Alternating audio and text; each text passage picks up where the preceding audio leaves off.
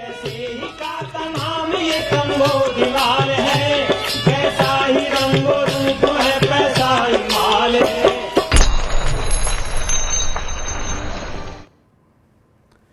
नमस्कार, मैं हूं शुभम शंकरधर। आप देख रहे हैं मनी 9। शाम के 7 बज गए और समय हो गया है आपके पसंदीदा कार्यक्रम मनी सेंट्रल का। मेरे साथ स्टूडियो में मनी 9 के एडिटर अंशुमान तिवारी जी जुड़े हैं। ये तो हम आपको रोज बताते हैं, लेकिन आज कोई और भी जुड़ा है। आज जो इसलिए जुड़ा है क्योंकि आज से मनी सेंट्रल का विस्तार हो रहा है। आज अंशुमान जी के साथ साथ 2 और लोग हमारे साथ जुड़ेंगे जो तमाम खबरों पर चर्चा करेंगे। स्क्रीन पर आपके सामने वो लोग हैं। हमारे साथ जुड़ेंगे विपुल सिंह जी, आज हमारे साथ जुड़ेंगे संदीप ग्रोवर। वो कौन सी खबरों पर हमें इंसाइट देंगे, कौन सी खबरों पर आपसे चर्चा करेंगे, ये तो आपको खबरों के बीच में ही पता चलेगा। तो यानी कि आज से मनी सेंट्रल 1 नहीं 2 नहीं बल्कि 4 लोग करेंगे और आपको बेहतर तरीके से और ज्यादा इंसाइट्स के साथ चीजों को समझाने की, बताने की कोशिश करेंगे। अब उन खबरों पर नजर डालते हैं जो आज शो का हिस्सा हैं, जिन्हें चुना है हमारी टीम ने आज डिस्कशन के लिए। शुरुआत हम मॉनसून की खबर के साथ करेंगे। मॉनसून का दूसरा चरण शुरू हो रहा है। आधा मॉनसून आज ऑफिशियली खत्म हो जाएगा। जून और जुलाई, अब आया अगस्त और सितंबर। अब दिखेगा अल नीनो का असर। ऐसी आशंका गहरी है कि दूसरे चरण में आधा मॉनसून पास होने के बाद अल नीनो अपना असर दिखाएगा। कितनी संभावना है, क्या आशंकाएं गहरी हो रही हैं, ये बताएंगे। भारत से हो रही चीनी और चावल की स्मगलिंग, इस खबर पर चर्चा करेंगे। सोने की स्मगलिंग सुनी थी, ये चावल चीनी की स्मगलिंग कहां होने लगी, किससे होने लगी, ये जानेंगे। वायदा बाजार पर क्यों हो रही है सख्ती की तैयारी। वायदा बाजार से कई खबरें छनकर आ रही हैं, ये हमारी दिन की सबसे बड़ी खबर है। सख्ती वायदा बाजार पर ही क्यों हो रही है, शेयर बाजार पर क्यों नहीं हो रही है। क्या इस बाजार में भी कुछ ऐसा है जो उभर रहा है, जो चिंताएं उभार रहा है सेबी के लिए, रिटेल इन्वेस्टर के लिए, बाजार के लिए। ये आज हमारी दिन की सबसे बड़ी खबर है, इसकी परतें खोलेंगे अंशुमान जी के साथ। खबर अगली होगी फ्लिपकार्ट से जुड़ी। फ्लिपकार्ट से बाहर निकली टाइगर ग्लोबल। टाइगर ग्लोबल ने अपनी हिस्सेदारी बेच दी। खरीदी किसने, क्यों खरीदी, क्या इस खबर के मायने हैं, ये जानेंगे। नए विवाद में फंसे एलन मस्क। विवाद में फंसे ये खबर नई नहीं है, क्योंकि विवाद में तो एलन मस्क रहते ही हैं, लेकिन हाँ, अब विवाद नया है। क्या वो विवाद है, कितना बड़ा वो विवाद हो गया है, कितनी मुश्किलें बढ़ सकती हैं एलन मस्क के लिए, ये जानेंगे। और भारत ब्राजील ने मिलकर चीन को पीछे किया, चीन को झटका दिया। कहां की बात है, ये बात है ब्रिक्स की। ब्रिक्स में चीन कुछ करना चाहता था, भारत और ब्राजील साथ आए और चीन को करने से रोक दिया। क्या करना चाहता था चीन, इसके मायने क्या हैं, समझेंगे अंशुमान जी से इस खबर की बारीकियां। शुरुआत मॉनसून की खबर के साथ। इस साल खरीफ फसलों का जो रकबा है वो लगभग पिछले साल के बराबर पहुंच गया है, लेकिन अभी भी एक चिंता है। चिंता यह है कि दालों का रकबा, दलहन का रकबा पिछले साल से पिछड़ा हुआ है। 28 जुलाई तक देश भर में 830 लाख हेक्टेयर में खरीफ की खेती दर्ज की गई है, जबकि पिछले साल ये 832 लाख हेक्टेयर थी। यानी आपको तो ये लगेगा पिछले साल के हिसाब से तो बराबर है। खेती पिछड़ने की सबसे बड़ी वजह खरीफ दलहन है। तुअर, उड़द और मूंग की खेती पिछले साल के मुकाबले काफ़ी पीछे चल रही है। 28 जुलाई तक देश भर में करीब 97 लाख हेक्टेयर में खरीफ दलहन की खेती दर्ज की गई है, जबकि पिछले साल अब तक 109 लाख हेक्टेयर से ज़्यादा की खेती हो चुकी थी। ऊपर से अगस्त के दौरान अल नीनो की वजह से बरसात की कमी की आशंका भी है, जिससे खरीफ फसल की ईल्ड पर भी असर पड़ सकता है। सर, पहला सवाल मेरा पैदावार पर रहेगा। 832 लाख टन, 830 लाख हेक्टेयर, ये बहुत बड़ा अंतर नहीं है अगर आप फसलों की बुआई की बात करें। क्या पैदावार भी पिछले साल जैसी होगी या वहाँ कुछ चिंताएं अलग हैं? शुभम, जो आंकड़े हमारे पास बुवाई के मिल रहे हैं, उन दो आंकड़ों को भीतर से खोलकर समझने की ज़रूरत है, और उसके साथ उपज और पैदावार के आंकड़े भी एक दूसरे संदर्भ से देखना हमारे लिए ज़रूरी है। पहली चीज़ तो है कि रकबा कुछ खास नहीं बढ़ा, केवल अगर आप पूरा खरीफ की सोइंग माने तो उसमें कोई बड़ी बढ़ोतरी नहीं है। दलहन में, अरहर में 16% की गिरावट है, उड़द और मूंग में, उड़द में करीब 14% की और मूंग में 7% के आसपास की गिरावट है। तो यहाँ तो स्पष्ट रूप से ये क्लियर हो गया कि दलहन का उत्पादन पिछले साल से कम रहने वाला, उसकी उपज कम रहने वाली है। पैडी के उत्पादन में केवल 1.9% की 2% के आसपास की बढ़ोतरी दिखाई दे रही है। अगर आप पूरी बड़ी तस्वीर देखें तो आपको लगेगा कि मानसून के पहले महीने के दौरान जहाँ पिछले साल की तुलना में सामान्य से अधिक बारिश हुई, करीब 6 से 7% मानसून सरप्लस में रहा, वहाँ हमारे पास जो भारत में खरीफ जो सबसे महत्वपूर्ण फसल है उसकी पैदावार, उसके बुआई का या उसकी सोइंग की तस्वीर सामने निकल कर आती है। पर इसके बाद जो दूसरी सबसे बड़ी चुनौती दिखाई दे रही है वो दिखाई दे रही यील्ड या उपज को लेकर, क्योंकि जिन इलाकों में सूखा पड़ा था या जिन इलाकों में समय से बारिश नहीं हुई थी उन इलाकों में भी पैदावार कम है, और जहां पर बुआई हो चुकी थी वहां अत्यधिक बारिश के कारण पैदावार में कमी होने का खतरा है। खासतौर पर कपास, खासतौर पर दलहनों को ले लें, कई जगह कीट का प्रकोप भी है, कई जगह और भी समस्याएं हैं जो पैदावार को कम कर सकती हैं। तो इस साल सरकार और कृषि मंत्रालय भी खुलकर ये नहीं कह पा रहा है कि समग्र बुवाई को देखते हुए भी क्या यील्ड या पैदावार भी उतनी ही रहेगी जितनी संभावना थी। पैदावार पर समस्या है, आशंका है, यहाँ पर चिंता आगे बढ़ सकती है। लेकिन अगला सवाल सर अल नीनो को लेकर है। कल से 1 अगस्त से दूसरा चरण शुरू हो जाएगा, आधा मानसून पास हो गया। अगस्त सितंबर यहाँ अल नीनो की आशंका आपको कितनी गहरी दिख रही है? अच्छा, जुलाई और अगस्त के 2 महीने काफ़ी महत्वपूर्ण है भारत में खरीफ की फसल को लेकर। करीब 60% के आसपास मानसून की जो रेनफॉल है वो इन्हीं 2 महीनों में होती है और सितंबर के दौरान यह माना जाता है कि मानसून विदा लेता है। हालांकि पिछले सालों के दौरान सितंबर के महीनों में काफ़ी तेज़ बारिश हुई है और काफ़ी जाता हुआ मानसून काफ़ी बारिश करके जाता है, जिससे हमें मानसून के उत्तरार्ध में बाढ़ की परिस्थिति दिखाई देती। लेकिन इस साल पूरा जुलाई का मिजाज बदल गया। पहले ये देखें कि जुलाई के महीने में मौसम विभाग को कुछ भी ऐसा अंदाज नहीं था जैसा हुआ। बैक टू बैक जो बंगाल की खाड़ी और अरब सागर में लो प्रेशर एरिया बने उनके कारण और तूफानों के कारण पूरा का पूरा जुलाई का महीना दोनों स्थितियों में, फसल की दृष्टि से के उत्पादन की दृष्टि से और भारत में पूरे जल प्रबंधन और बाढ़ प्रबंधन की दृष्टि से बेहद चुनौतीपूर्ण रहा। और इसलिए जुलाई के रेनफॉल को किसी भी तरीके से, किसी भी दृष्टि से सामान्य नहीं माना जा सकता, चाहे अतिवृष्टि के तौर पर देखें या सूखे के तौर पर देखें। अब यहाँ से ये माना जा रहा है कि अगस्त से एल नीनो का असर आना शुरू होगा। आपको याद होगा कि जब पहली एल नीनो की भविष्यवाणी आना शुरू हुई थी जनवरी में, फरवरी में, तभी हमने आपको बताया था कि जुलाई के अंत से लेकर अगस्त सितंबर से एल नीनो का असर आना शुरू होगा। और अब एल नीनो अगस्त के महीने की बारिश से स्पष्ट होगा कि कितना असर एल नीनो का भारत की बुआई पर या रेनफॉल पर पड़ता है। ये भी माना जा रहा है कि अगस्त के बाद से, चूंकि एल नीनो का असर मौसम पर 2 से 3 साल रहता है, तो एल नीनो के बाद वो ड्राई सीजन शुरू होगा, जिस ड्राई सीजन की संभावना बनती दिखाई दे रही थी। इसलिए अगस्त में अगर बारिश कम होती है तो खरीफ की जो फसल का जो सबसे क्रूशियल पार्ट है, जहां दोबारा बारिश की ज़रूरत है पैदावार को बढ़ाने के लिए, वहां चुनौती आ सकती है। फिलहाल अभी जो आंकड़े मिल रहे हैं, जो मौसम विभाग से जो सूचनाएं मिल रही हैं, उस हिसाब से समुद्री तापमान के जो संकेत हैं वो दिख रहे हैं कि अगस्त के महीनों में बादलों पर और बारिश पर इसका असर रहेगा। सब्जियों और दालों की महंगाई के बाद अब मसाले भी आम आदमी के किचन की महंगाई को बढ़ा रहे हैं। पिछले कुछ महीनों में जीरा, हल्दी, धनिया कीमतों में तेजी आई है।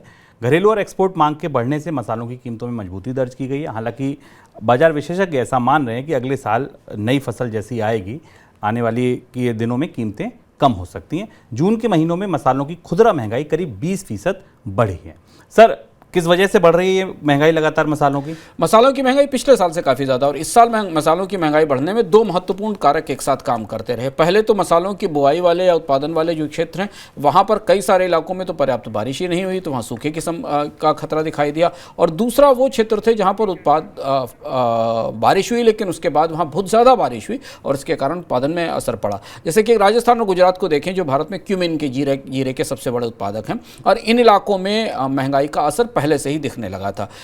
रिटेल इन्फ्लेशन जीरा की 2000 जून के महीने में करीब 74% के रिकॉर्ड बढ़ोतरी के साथ दिखाई दी, और इसकी प्रमुख वजह राजस्थान और गुजरात के इलाकों में जीरे की हार्वेस्टिंग या उसकी की फसल पर बड़ा असर है।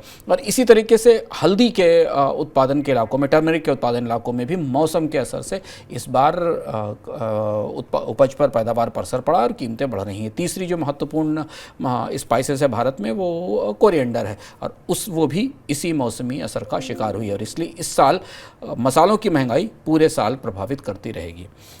अगली खबर थोड़ी हटकर है, थोड़ी अजीब है। आपने जनरली तस्करी किस चीज़ की सुनी होगी सोने की, लेकिन चीन और चावल की स्मगलिंग हो रही है देश से। निर्यात पर अंकुश के बाद स्मगलिंग बढ़ गई है। सरकार स्मगलिंग पर रोक लगाने के लिए बॉर्डर सिक्योरिटी फोर्स के साथ बातचीत भी कर रही है, लेकिन समझना ये जरूरी है सर, हो क्यों रही है और दूसरा किन देशों को हो रही है? चीनी और चावल की तस्करी एक बिल्कुल नया और अनोखा फिनोमेना है। पिछले 3-4 दिनों में, 5 दिनों में केंद्र सरकार को अलग अलग स्थलीय सीमा वाले इलाकों से, जहां से भारत की सीमा अलग अलग देशों से मिलती है, उसमें पाकिस्तान और बांग्लादेश खास तौर पर है, यहाँ से भारत से चावल और चीनी की तस्करी होती दिखाई दी। इसकी बड़ी 2 वजह हैं। पहली चीज़ तो ये कि सरकार ने चावल के निर्यात पर पाबंदी लगा दी। हम आपको लगातार बता रहे हैं कि चावल के निर्यात में पाबंदी के बाद जो भारत से टूटा चावल पड़ोसी देशों में भी और काफ़ी जगह जाता था, वहाँ उसकी कमी होने का खतरा है, और इसलिए तस्करी के रास्तों के जरिए चावल जा रहा है। दूसरी महत्वपूर्ण कमोडिटी इसमें शामिल हुई है, वो शुगर है, यानी चीनी है। भारत की सरकार G2G यानी सरकारों और सरकारों के बीच जो समझौते होते हैं उसके तहत सरकार चीनी का निर्यात करती है, एक सरकार दूसरे सरकार को चीनी का निर्यात करती है, जैसे भारत और कई कृषि उपज दूसरे दुनिया के देशों से मंगाता है। और भारत के पड़ोसी देशों को जाने वाली चीनी भी अब इस प्रतिबंध का या इसकी महंगाई का शिकार हुई, और इस दो वजह से भारत सरकार को अपने सिक्योरिटी फोर्सेस से, बॉर्डर सिक्योरिटी फोर्सेस से बात करनी पड़ रही है कि वो इसमें दखल देकर सूचना दें कि किस तरह से इन दो कृषि उत्पादों की या इन दो कमोडिटीज़ की स्मगलिंग हो रही है। वजह यह कि भारत में चीनी की कीमतें और चावल की कीमतें लगातार बढ़ी हैं। चीनी की कीमत मार्च से अभी तक करीब 6.5 से 7% बढ़ चुकी है, और चावल की कीमतें भारतीय बाज़ार में तो थोड़ी कम है, लेकिन अंतर्राष्ट्रीय बाज़ार में चावल की कीमतें बढ़ी हैं, जिस वजह से तस्करी के रास्ते खुलते दिखाई दे रहे हैं। और ये पहली बार ऐसा है जब भारत से कृषि उत्पादों की तस्करी हो रही है। केंद्र सरकार हिंदुस्तान पेट्रोलियम यानी HPCL में बड़ी हिस्सेदारी खरीद सकती है। इस साल सरकार ने बजट में सरकारी तेल कंपनियों को 30,000 करोड़ रुपए वित्तीय सहायता देने का प्रावधान किया था। सरकार से वित्तीय सहायता के लिए इंडियन ऑयल और भारत पेट्रोलियम की ओर से राइट इशू जारी किए गए। ये कहा गया कि आप राइट इशू जारी करिए और सरकार उसे सब्सक्राइब करेगी, और HPCL को प्रेफरेंशियल शेयर अलॉटमेंट की सलाह दी गई। करीब 5 साल पहले सरकार ने HPCL में अपनी हिस्सेदारी बेची थी। सर, पहले बेची थी, अब खरीद रही है, ऐसा क्यों? दो वजह दिखाई दे रही हैं। एक सबसे बड़ी वजह यह है कि सरकार तेल कंपनियों में अब मौजूदा परिस्थितियों में जिस बात के संकेत हैं कि बाजार कीमतें नहीं बढ़ने देना चाहती, और इधर हम कच्चे तेल की कीमतों में बढ़ोतरी लगातार देख रहे हैं। 83-84 रुपये के आसपास, $83-84 प्रति बैरल के आसपास कच्चे तेल की कीमतें हैं। चुनाव के करीब सरकार तेल कंपनियों पर और ज़्यादा नियंत्रण चाहती है, और ये भी एक किस्म का पैराडॉक्स है या असंगति है कि जिस HPCL को बेचने की तैयारी चल रही थी, जिसकी विनिवेश की बात पिछले साल तक चल रही थी, वहाँ सरकार 30,000 करोड़ रुपए डालकर कंपनी में अपनी हिस्सेदारी खरीद रही है। हिस्सेदारी बढ़ाने के पीछे तेल कंपनियों पर और ज़्यादा नियंत्रण करने की कोशिश रहेगी ताकि कीमतों में बढ़ोतरी को रोका जा सके। और इसके अलावा दूसरी एक और वजह यह भी है कि तेल कंपनियों को पिछले नुकसान की भी भरपाई की जानी है, जो कि कुछ हद तक हो चुकी है, थोड़ा नुकसान बचा है, उसे भी इस इक्विटी ट्रांजैक्शंस के जरिए या इस निवेश के जरिए मैनेज करने का प्रयास होगा।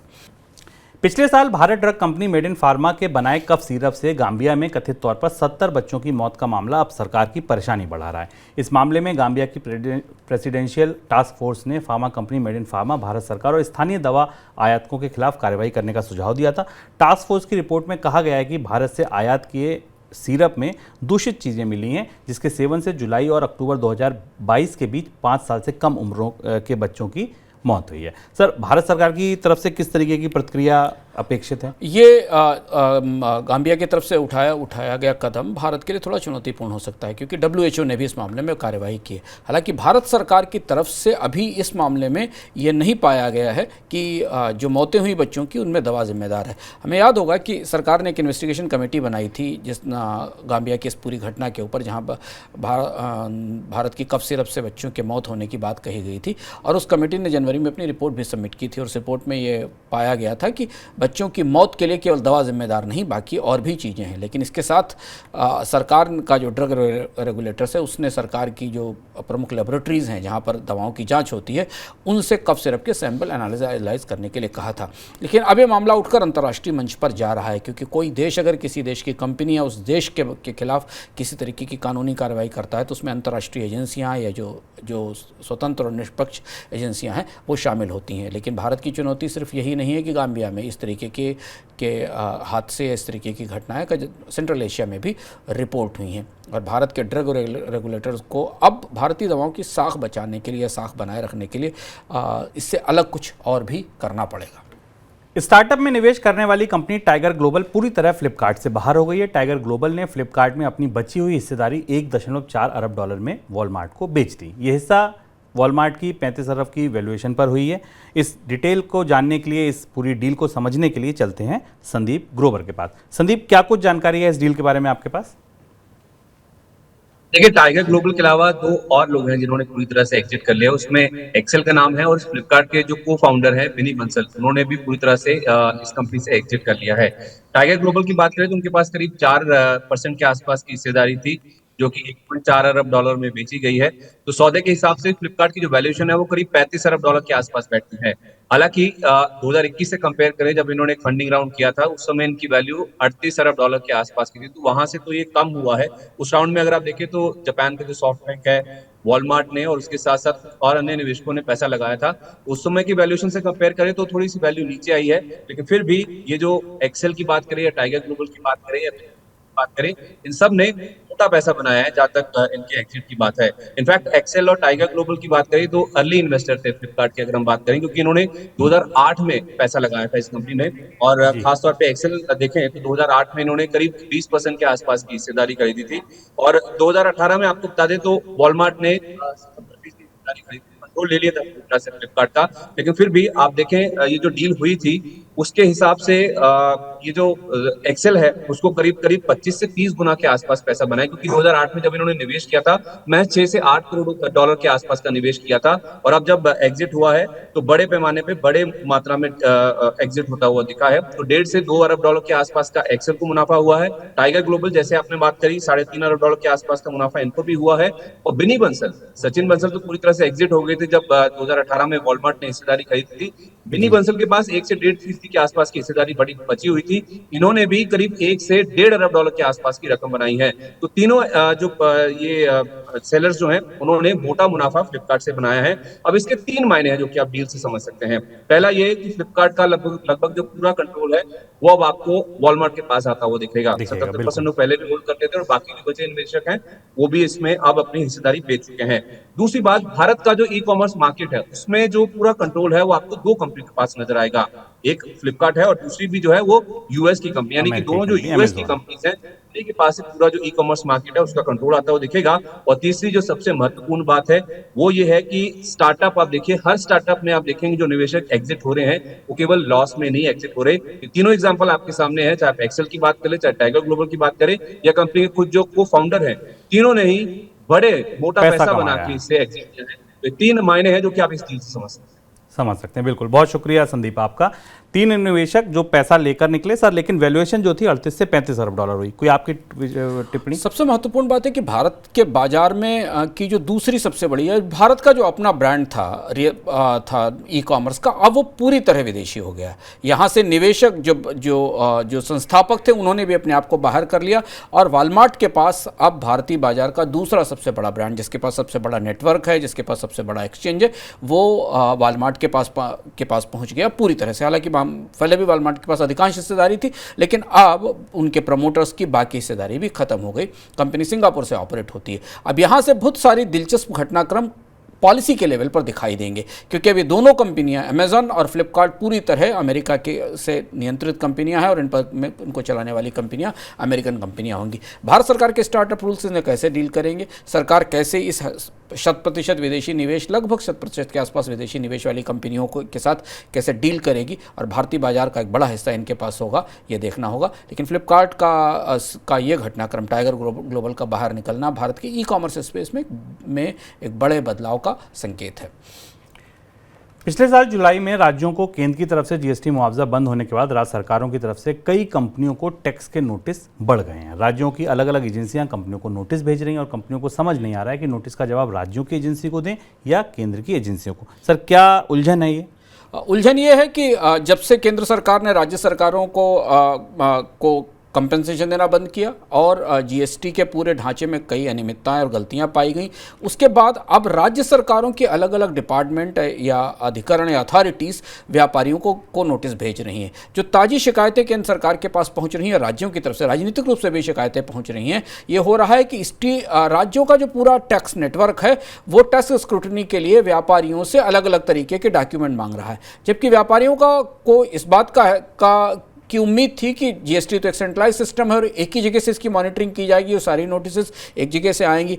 अब अलग अलग राज्यों के रेवेन्यू डिपार्टमेंट एक्टिव हो गए हैं, सक्रिय हो गए हैं, क्योंकि अब उनका कंपनसेशन खत्म हो गया और उन्हें अधिक से अधिक राजस्व जुटाना है, जो एसजीएसटी के हिस्से के तौर पर, स्टेट जीएसटी के हिस्से के तौर पर आता है। इसमें ज़्यादातर सर्विसेज वाली कंपनियां हैं जो कई राज्यों में सेवाएं प्रदान करती हैं। आमतौर पर एक कंपनी कई जगह सेवा देती है, तो उन कंपनियों को सबसे ज़्यादा समस्या हो रही जो मल्टीपल स्टेट्स में सेवाएं प्रदान करती हैं, और वहाँ से अब उन्हें नोटिस भेजे जा रहे हैं। आगे बढ़ते हैं, रुख करते हैं दिन की सबसे बड़ी खबर का।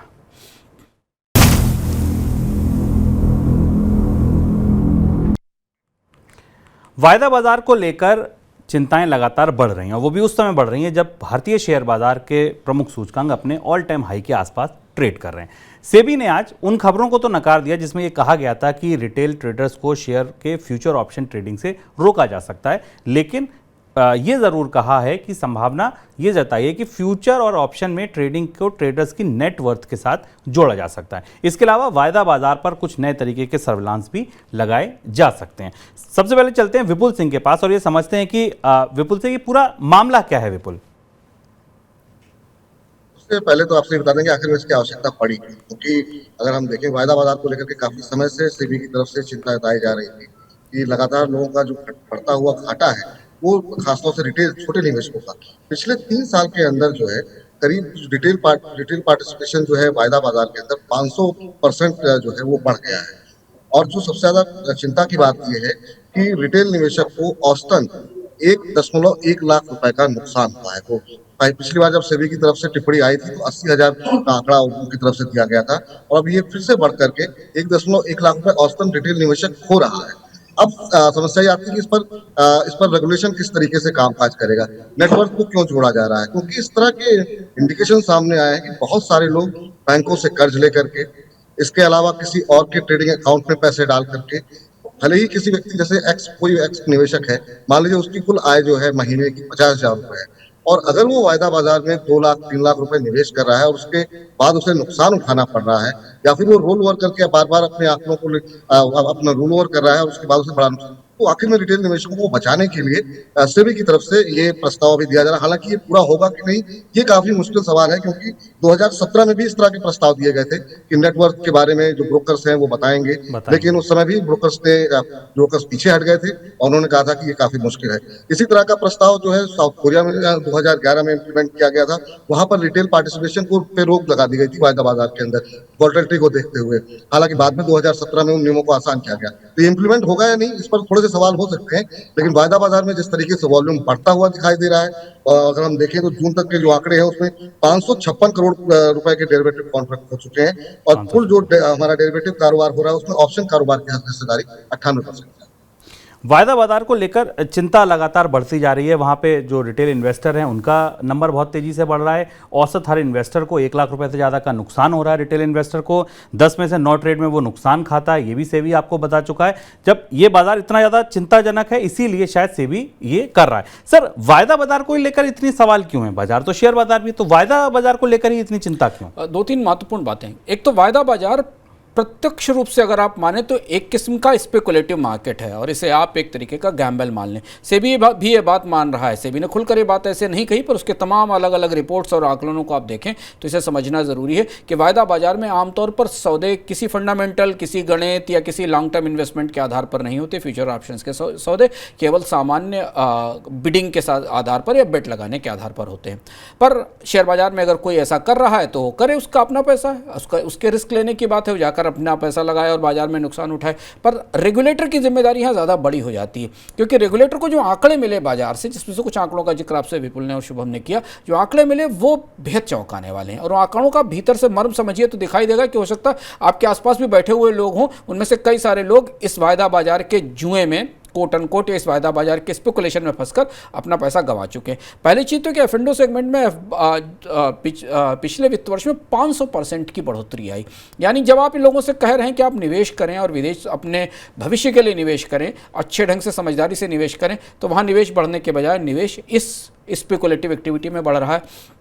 दूसरी महत्वपूर्ण बात है कि सेबी ने जो अपनी रिपोर्ट दी थी उसमें यह बताया था कि अधिकांश निवेशक जो इस ग्रुप में हैं, जो एफ एंड ओ सेगमेंट में काम कर रहे हैं या जो एफ एंड ओ सेगमेंट में जाकर ट्रेडिंग करते हैं, वो सब 30 से 40 साल के लोग हैं। 30 से 40 साल उम्र के लोग हैं और स्वाभाविक सी बात है कि 30 से 40 साल के लोग अपनी सरप्लस इनकम से या अपनी सामान्य तनख्वाह के जरिए वायदा बाजार में कुछ पैसे बनाने की कोशिश कर रहे हैं। और फिर तीसरी बात, ये जो कर रहे हैं उनमें से 10 में से 9 को नुकसान हो रहा है। और ये किसी भी रेगुलेटर्स के लिए शेयर बाजार के या स्टॉक मार्केट के स्वास्थ्य को बेहतर रखने के लिए, उसकी साख को बेहतर रखने के लिए वो इसकी अनदेखी नहीं कर सकता।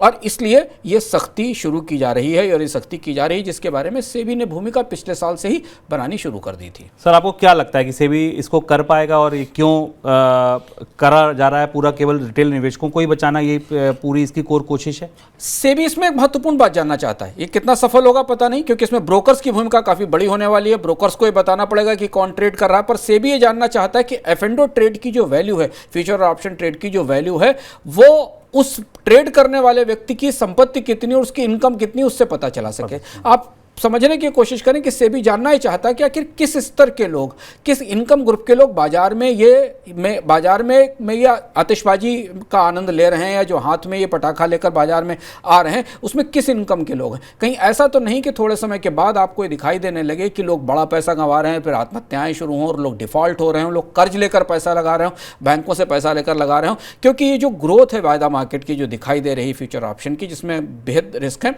इसकी बढ़ोतरी किसी भी व्यक्ति के लिए, नियामक ही नहीं सामान्य लोगों के लिए भी चौंकाने वाली होगी कि एक साल में 500% अगर ट्रेड बढ़ता है या ग्रोथ बढ़ती है, तो लगता है इससे सामान्य निवेशक, जिन्हें निवेश की समझ नहीं है और वे लॉटरी की तरीके से या तत्काल पैसा कमाने के लिए लेकर आ रहे हैं।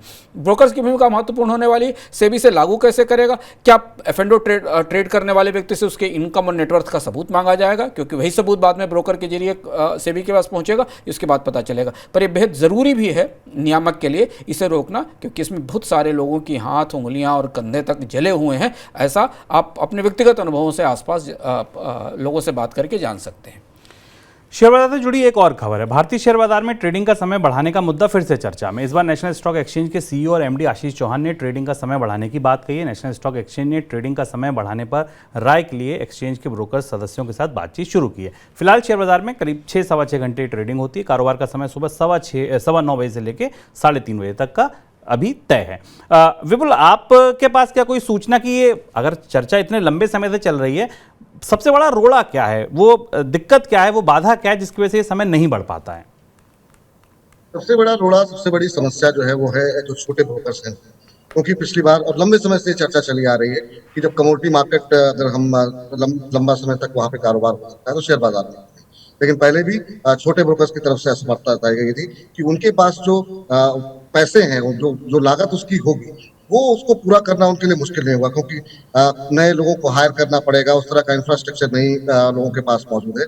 तो पिछली बार भी इस तरह की काफी बातें हुई, लेकिन वो मामला अटक गया। इस बार भी जो बातें हो रही हैं, अब ब्रोकर्स के साथ फिर से अलग अलग समूहों में बुला करके उनके साथ बातचीत हो रही है, लेकिन बहुत लोग उत्साहित नहीं है, खासतौर से छोटे ब्रोकर्स, कि इसको लेकर के उनके पास जो कॉस्ट बढ़ेगी उसकी भरपाई कहाँ से होगी, क्या वाकई में इतना बड़ा कारोबार बढ़ जाएगा कि मतलब कि उसकी भरपाई हो जाए और छोटे निवेशकों को भी या छोटे ब्रोकर्स को उतने पैसे कारोबार के बढ़ते हुए दिखाई दें कि वो एक्सपेंशन कर सके, उसको लेकर के आशंका है। क्योंकि लोगों का ये मानना है कि अगर समय सीमा बढ़ती है तो भी कारोबार में उस तरीके का टर्नओवर में उतनी ज्यादा बढ़ोतरी नहीं होगी। जिन लोगों को ट्रेड करना है वो 3:30 बजे तक भी कर सकते हैं। बिल्कुल, तो उनका ये कहना है कि समय बढ़ाने के बाद बाजार ज़्यादा देर तक खुलेगा, लेकिन क्या खरीदने बेचने वाले उतने संख्या में आएंगे? क्योंकि जब आप कहेंगे बाजार देर तक खोलिए तो स्टाफ ज़्यादा रखना पड़ेगा, इंफ्रास्ट्रक्चर और तैयार करना पड़ेगा, और अगर लोग उतने नहीं आए, क्योंकि अगर लिमिटेड लोग हैं बाजार में ट्रेड करने वाले, अगर 30-40 लाख एक्टिव ट्रेडर है, अगर वही आया और उतना वॉल्यूम नहीं बढ़ा तो फिर ये भरपाई होगी कहाँ से? ये सबसे बड़ा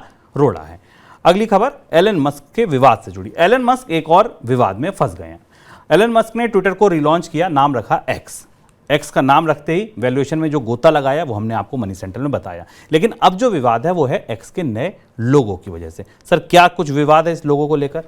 3 महत्वपूर्ण तरीके के विवाद हैं एक्स को लेकर, और वो काफ़ी दिलचस्प हैं और सोशल मीडिया की दुनिया में और एलन मस्क के लिए आने वाले समय में बड़ी चुनौती हो सकती है। पहली चीज़ तो ये कि जो पोटेंशियल एरोजन था जो वैल्यू में, ब्रांड वैल्यू में, वो करीब $20 बिलियन का था। ट्विटर की बर्ड से या जो चिड़िया है उससे अलग हटकर एक्स की तरफ जाने का 3 तरीके के बड़े सवाल एलन मस्क को फेस करने पड़ रहे हैं, और लोग मान रहे हैं कि एलन मस्क के लिए इन 3 सवालों का जवाब ढूंढना बेहद मुश्किल होने वाला है। पहली चीज़ तो ये कि एक्स एक ऐसा सिंबल है जिसका इस्तेमाल कई जगह वर्जित है, क्योंकि वो पोर्न और बाकी चीज़ों में इस्तेमाल होता, तो कुछ देश तो शायद इसकी इजाज़त ही नहीं देंगे, ऐसा माना जा रहा है, क्योंकि वहाँ इसको प्रतिबंधित रखा गया। पहली चीज़।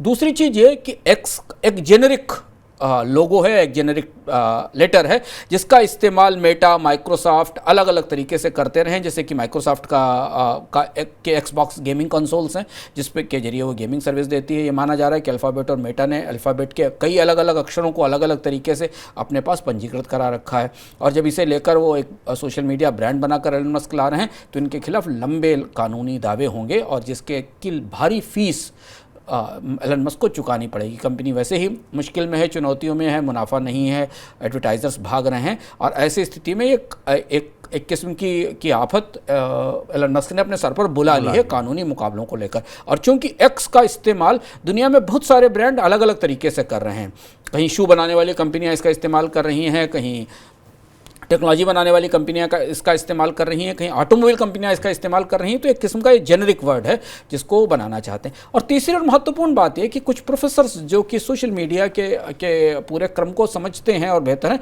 उन्होंने ये बड़ी दिलचस्प बात कही है। उनका कहना है कि एक्स एक नेगेटिव टर्म है। एक्स का मतलब है किसी चीज़ को नकारना, जबकि टिक जो है वो किसी चीज़ को स्वीकार करना है। पता नहीं एलन मस्क सोशल मीडिया का ये पूरा प्रोफाइल समझ पाए कि नहीं समझ पाए, क्योंकि एक्स का कॉनोटेशन ब्रांडिंग के हिसाब से बहुत अच्छा नहीं पाया जाता। लेकिन अब चूंकि एलन मस्क ने कुछ सोचकर इसका नाम रखा होगा तो अलग बात है। लेकिन ये ये पर्सपेक्टिव अलग अलग लोगों का हो सकता है, पर कानूनी तौर पर एलन मस्क के लिए एक्स को दुनिया के कई सारे देशों में स्थापित करा पाना और स्वीकार करा पाना मुश्किल होगा।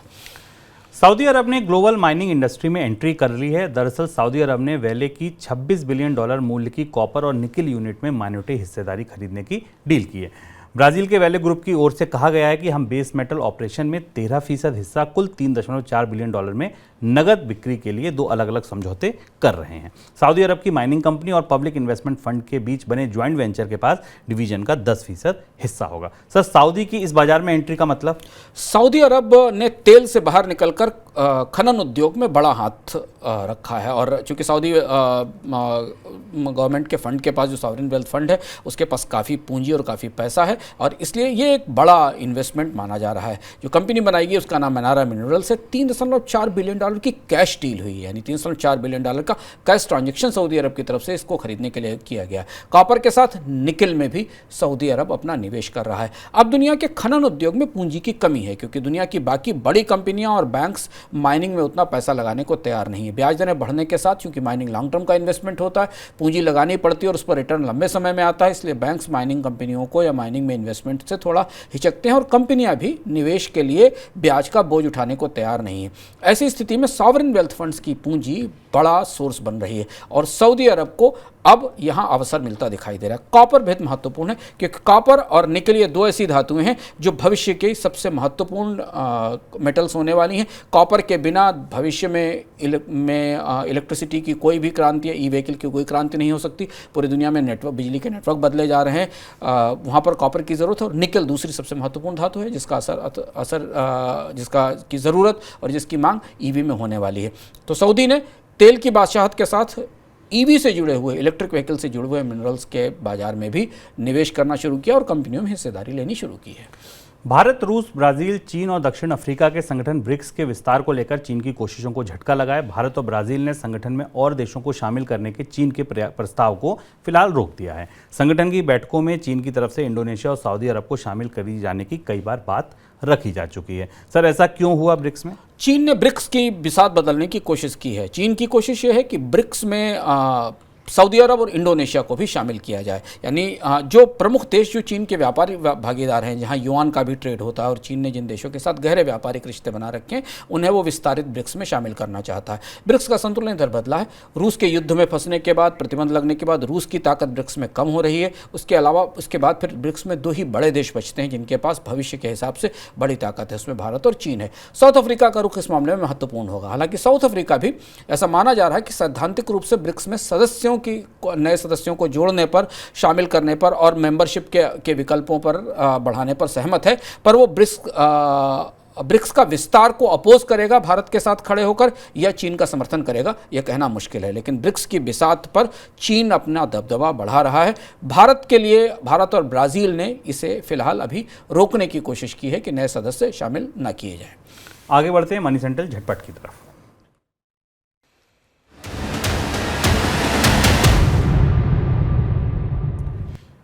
हॉस्टल में रहने वाले छात्रों के लिए किराए का खर्च बढ़ जाएगा। जीएसटी से जुड़े मामले पर फैसला सुनाने वाले 2 अलग अलग अग्रिम निर्णय प्राधिकरण यानी AAR ने इसको लेकर फैसला सुनाया। AAR की बेंगलोर बैच ने अपने फैसले में कहा है कि पेइंग गेस्ट या हॉस्टल का किराया जीएसटी छूट प्राप्त करने योग्य नहीं है, क्योंकि हॉस्टल का कमरा स्थायी आवास नहीं है।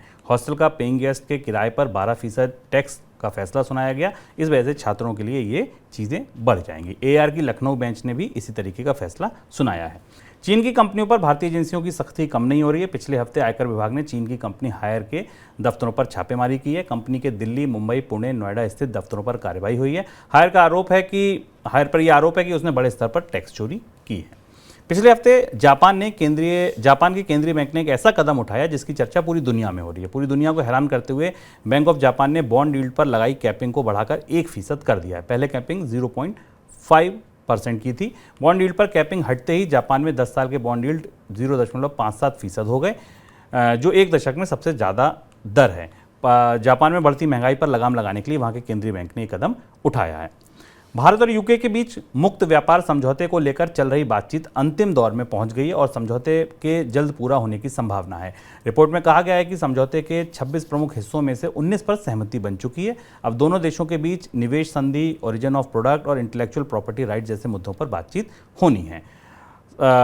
खबर यह भी है कि भारत यूके के बीच मुक्त व्यापार समझौता जल्द पूरा होने की उम्मीद है। सर, ये जापान के कदम पर वैसे मैं आपसे जनरली ये कहता हूँ कि कोई टिप्पणी आपकी, लेकिन मेरी रुचि ये है कि ये जापान का कदम क्यों इतना चर्चा में? जापान का कदम पूरी दुनिया के लिए चौंकाने वाला है। जापान चूंकि डिसइन्फ्लेशन का शिकार रहा और जापान ने अभी तक की जो मॉनेटरी पॉलिसी बनाकर रखी थी उसमें ब्याज दरें बढ़ाने की कोई गुंजाइश नहीं थी। जापान दुनिया के उन देशों में है जिसने बहुत सस्ते कर्ज के साथ लंबे समय से अपने आप को अपनी अर्थव्यवस्था को चलाकर रखा। जापान का केंद्रीय बैंक, जिसको कि अगर हम मॉनेटरी भाषा में कहें तो डॉविश रहा है, सैद्धांतिक रूप से डॉविश रहा है। लेकिन अब जापान के केंद्रीय बैंक ने चौंका करते हुए अपने यहाँ यील्ड कर्व की कैपिंग बढ़ा दी और ये माना कि जो 0% की यील्ड थी उसे बढ़ाकर 0.5% और 1% तक ले जाया जा सकता है। यानी जापान भी ब्याज दरें बढ़ाने की तरफ बढ़ रहा है और महंगाई को देखते हुए जापान की तरफ से आया हुआ कदम पूरी दुनिया के लिए एक आश्चर्यजनक चौंकाने वाला जैसा था। इसके बाद पूरी दुनिया में बॉन्ड की कीमतें बदली, जापान में बॉन्ड्स के रेट चेंज हुए। जापान ने यह भी कहा कि वो 1% के आसपास फिक्स्ड रेट के ऊपर भी बॉन्ड खरीदने को तैयार है। यानी जापान में भी ब्याज दरें बढ़ने की गुंजाइश बनने लगी है और ये दुनिया के बाजार के लिए थोड़ी चौंकाने वाली खबर थी। तो ये था हमारा आज का नए अवतार में मनी सेंट्रल। आज आप लिखकर भेजिएगा हमको कि ये प्रयोग आपको हमारा कैसा लगा और हम इसमें क्या नया करें, किन लोगों को लाएं। हम कोशिश करेंगे कि नए नए चेहरों को आपके पास लाएं और बाजार की खबरों को, नीति की खबरों को, कॉर्पोरेट की खबरों को, पर्सनल फाइनेंस की खबरों को और बेहतर तरीके से आपको समझा सकें। फिलहाल दीजिए इजाज़त, बने रहिए मनी 9 के साथ। नमस्कार।